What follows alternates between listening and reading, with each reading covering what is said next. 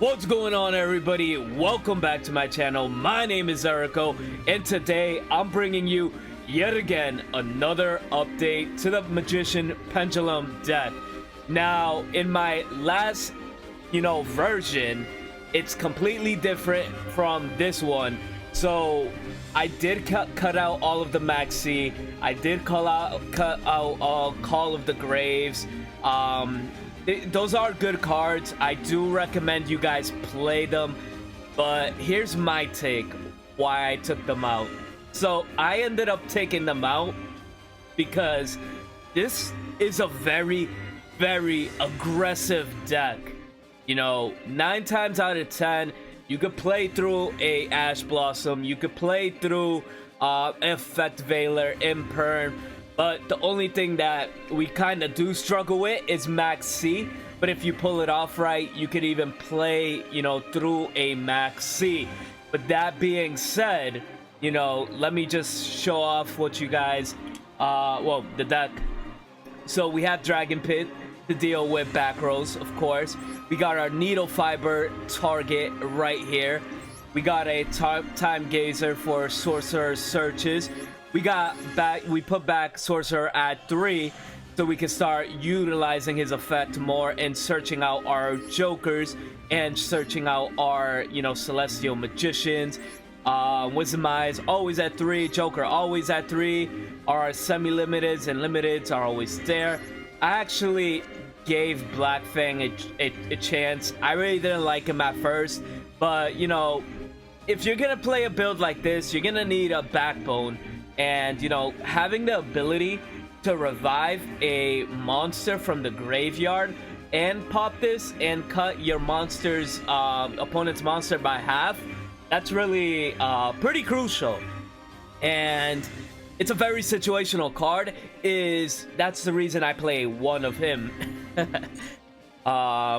We did bump up Purple Poison to 3 again. We do have triple Abyss Actor, Curtain Raiser. I still love the turn 1 possibilities to getting Electromite. You definitely need Abyss Curtain. Celestial's amazing for searching and protecting your monsters from potential Nibiru's as well. Scythe is very good for locking your opponent out. Definitely great. We got the Oath Magicians, adding cards from your face-up extra deck to your hand. You got the Astrograph, special summon itself when a card gets destroyed, and then search another copy of it if you have it in your deck. Pen Call for these bad hands. If it's really rare that you get a bad hand with this deck. But yeah, so another thing is I did go with 3 Pots of Desires. I was not liking the fact that I can only search 1 card with Desires. No, this is Desires. What's the other pot card? Prosperity. I did not like Prosperity where I really needed to use it. It cuts all my attacks in half. And, it only I have to banish monsters from my extra deck, which I kind of like utilizing everything that we have in the extra deck. So, I would rather activate one of these and just banish 10 cards and draw 2. I feel like the draw 2 is powerful. The off chance if you do end up banishing your Scythe in that, it doesn't matter. You're gonna just build up so much card advantage, and you could just make Warlord, or you could just make the Appaloosa instead, and then just play very defensive. So having this at 3, and then Konami making this in TCG to 1 kind of influenced my ideas on the card. There had to be a reason why they limited this card to 1. So I'm like, might as well just abuse Master Duel and play 3 while we still can. So that's actually pretty good. Duelist Alliance gets us our double Iris Magician, or if we have a bad hand, Pendulum Call. Star Pengraph, great card, search even in the middle of a combo. And Time Pengraph, it's very good for destroying face-up cards and all that. Extra deck hasn't really changed much. The only change I've added is Supreme King Dark Rebellion. So this card right here can literally push for a game. So say if you're attacking a monster, it just makes them 0 and adds the attack points to him.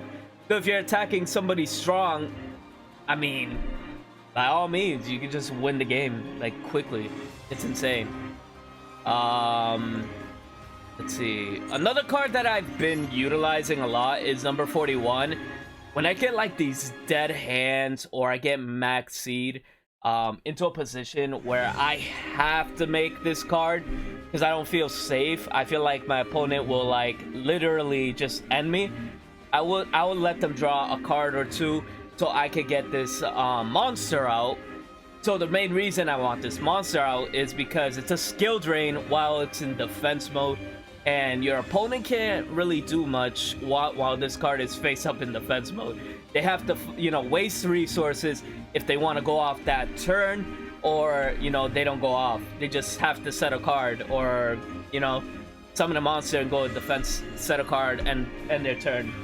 So it's a very powerful card. I would recommend you guys running at least one. Very, very good. We got Zeus, what do you call it? Artemis, you know, the usual. Electromite, Needle Fiber, Dagda for the Cyflux, Celine for the Axis Code Talker, and Appaloosa herself. So I did take away the Leo for this card. I do want to add a Rudy Rose, you know, Dragon, which can help with, it's a level 10 that can help with you know, monster destruction and field destruction, but I'm not in a position where I really need to depend on that. And, you know, with this extra deck, you know, utilized the way it is, I feel like I can utilize every card in this. And, you know, this is why, you know, why I'm playing the changes I made. Because, like, I've noticed with the hand traps, I've just been drawing dead hands and, like, you know, hands I can't capitalize off. And it's just like, is it even worth it? You know, this deck is either you get stopped or you just run over your opponent. That's literally it. You have to run over your opponent. I've been seeing success with this. So, guys, let me know what you think. Like, comment, subscribe for more Pendulum variants. And we'll see you next time. Peace out.